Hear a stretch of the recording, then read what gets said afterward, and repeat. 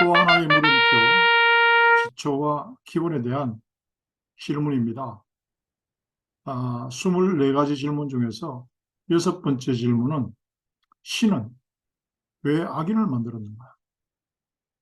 예를 들면 히틀러나 스탈린이나 지금 뭐 김정은이 같은 왜 그런 놈들을 만들어서 갖가지 인류를 못 살게 하는 짓을 하게 만들고 현재 날뛰고 있는 총기 난사범이나 온갖 흉악범들은 왜 그대로 존재하게 두는가? 쉽게 이야기하면 벼락을 내려서 바로 없애야 되는 거 아닌가? 그러면서 7번째 질문을 합니다. 예수는 우리 죄를 대신하여 죽었다는데 속죄를 위하여, 대속을 위하여. 우리 죄는 도대체 뭐냐? 어떤 사람은 그럽니다. 나 태어나서 죄를 지어본 적이 없다. 왜 우리로 하여금 그러면 죄를 짓게 내버려 뒀는가? 처음부터 죄를 못 짓게 하면 되지. 창세기 3장에 선악과를 왜 따먹게 뒀는가? 다리를 그냥 딱 어떻게 하든지 팔을 없애든지 어쨌든 못 따먹게 했으면 될 거 아니냐? 그런 개념입니다. 그러니까 이 질문을 둘 다 요약을 하면 물음표. 간단하게 보면 물음표입니다. 왜? 왜? 왜가 나오잖아요. 왜 우리로 하여금? 왜 하나님은? 왜 이런 문제를? 왜잖아요. 그 왜에 대한 답을 달라는 거죠. 그런데 그 답이 하나님을 향한 하나님의 주권에 대한 질문이기 때문에 보이지 않는 하나님이 절대로 그 부분에 대한 답을 해주지도 않고 들을 길이 없습니다. 그래서 결국은 죽을 때까지 역시 하나님은 없나 보다. 그러고 죽는 거죠. 눈에 안 보이는 하나님을 확인할 수 있는 방법은 이 지상에서, 이 현실에서 성경밖에 없습니다.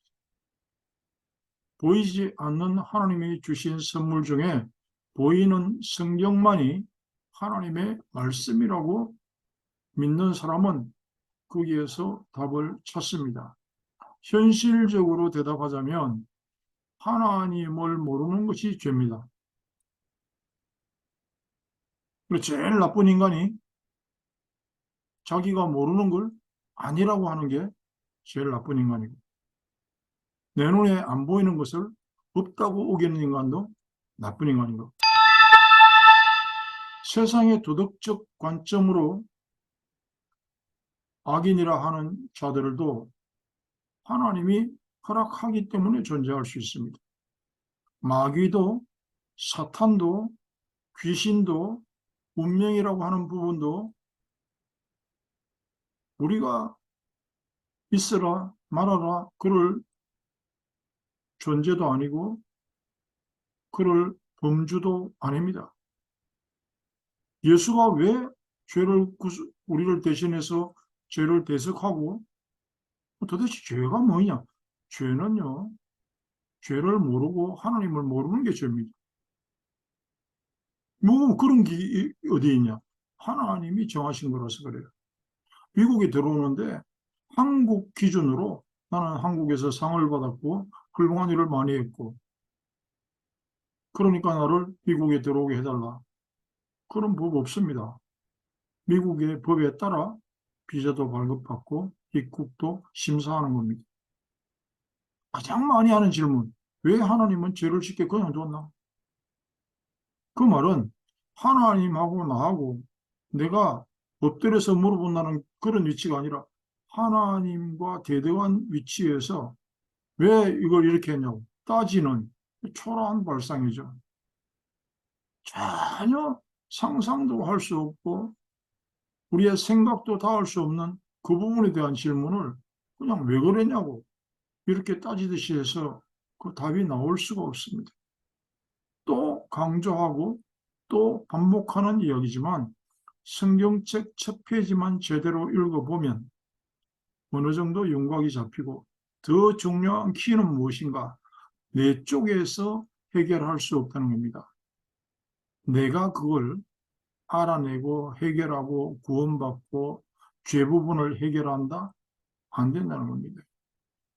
100% 하나님의 주권에 있다. 그래서 완전 혹은 절대 이런 단어는 하나님만 사용하실 수 있는 단어이다. 그걸 알아야 돼.